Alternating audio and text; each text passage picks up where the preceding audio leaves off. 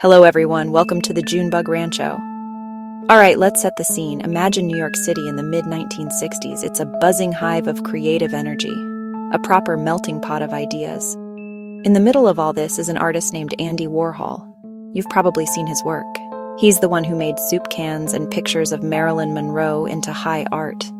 He had this amazing studio called The Factory, all covered in silver foil. It wasn't just a place to make art, it was the place to be. It was a hip gathering place filled with artists, actors, and all sorts of interesting characters. At the same time, from the city's grimy underbelly, came the Velvet Underground. They weren't your usual pop group singing about holding hands. John Cale played viola like you'd never heard, screeching, droning, terrifying, and beautiful. A filmmaker, Barbara Rubin, saw them in a little Greenwich Village club and was blown away. She knew Andy had to see them. They're singing about things you're painting about. A perfect match. Warhol went to see them. He got it immediately. Andy didn't just become a fan. He decided to become their manager. Now, he wasn't your typical manager who just booked gigs and counted money. Warhol's role was more like a creative godfather. He gave them a space to rehearse at his famous silver studio, The Factory. This wasn't just any old room. It was the beating heart of the New York art scene. One of the first things Warhol did was introduce Nico to the band. He thought they needed glamour, a bit of star quality to contrast their gritty sound. Lou Reed wasn't keen at first, but Warhol insisted. She sang on songs like Femme Fatale and I'll Be Your Mirror, her cool, detached voice adding an icy European elegance. With Warhol's name attached, they got a record deal.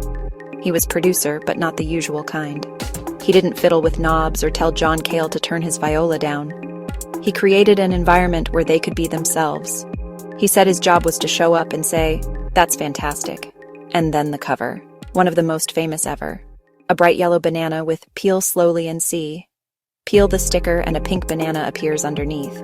Cheeky, rude, brilliant, pure Warhol. An interactive piece of pop art you could own and touch. Making an album wasn't enough for Andy.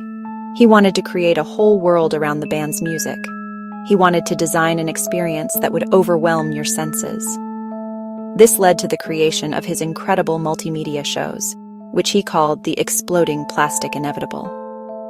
It wasn't a concert in the way we think of one today. It was more like a happening. Imagine walking into one of these events. The Velvet Underground would be on stage, playing their loud, hypnotic music. But they weren't the only thing you'd be looking at. All around them, Warhol would be projecting his films onto the walls, onto the band members themselves, and even onto the audience. You might see slow-motion portraits of his superstars or shaky black and white street scenes. The films often overlapped, creating a flickering, dreamlike collage. The shows were also filled with dancers, Gerard Malanga Mary Warrenoff, who would perform with whips and flashlights, their shadows dancing wildly across the walls. A mirror ball would hang from the ceiling, scattering light everywhere, and strobe lights would flash on and off, making everything feel fractured and frantic. Andy himself might be wandering around with a film camera, making you part of the art as it happened. The whole thing was designed to be an assault on the senses, a complete and total immersion in Warhol's creative universe.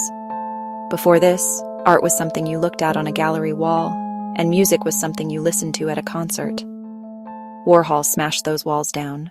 The partnership between Andy Warhol and the Velvet Underground didn't last forever. Like many brilliant, fiery things, it eventually burned out. The band wanted to step out from under Warhol's shadow and be known for their music alone. But the impact of their time together was permanent.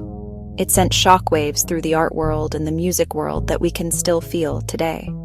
In the art world, Warhol legitimized the idea of an artist working across different media. He wasn't just a painter. He was a filmmaker, a publisher, a producer, and a band manager. After him, the idea of an artist directing a music video, designing an album cover, or collaborating with a fashion brand became not just acceptable, but cool. He broke down the stuffy old rules and made the art world a much more exciting and dynamic place. For music, the influence is just as huge. The Velvet Underground's first album, the one with the banana, famously didn't sell very well at the time.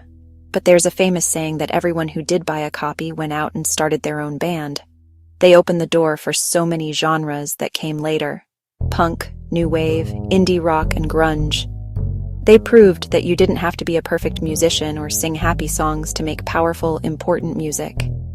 Their legacy is in every band that dares to sound different, to write about difficult subjects, and to see their music as a form of artistic expression.